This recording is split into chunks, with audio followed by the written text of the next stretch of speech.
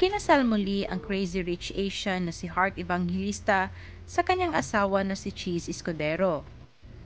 Matapos ang 9 na taon ay nag-renewal of vows ang dalawa sa Balisin Island, kung saan ikinasal sila noong 2015.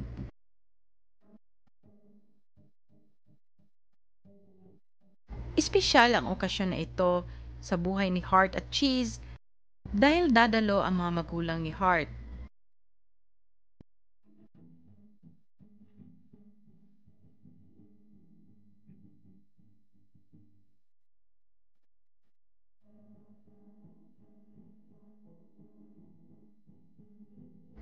Kahit hindi na first time ni Heart na ikasal, ay naging emosyonal pa rin ito dahil nung una silang kinasal ni Cheese ay hindi dumalo ang mga magulang ni Heart dahil hindi nila tanggap si Cheese Escudero bilang mapapangasawa sa kanilang unika iha.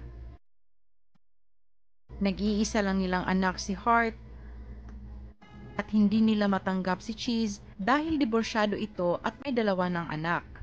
Ngayon na nagkaayos na ang lahat, ay ang ina na mismo ni Heart na si Cecilia Ong Pauco ang naghatid sa aktres patungo kay Cheese at sa kanyang mga anak. Nasabi rin ni Heart sa kanyang huling panayam na nais nitong mabuntis dahil handa na raw ito. Saad niya ay I am ready as a person.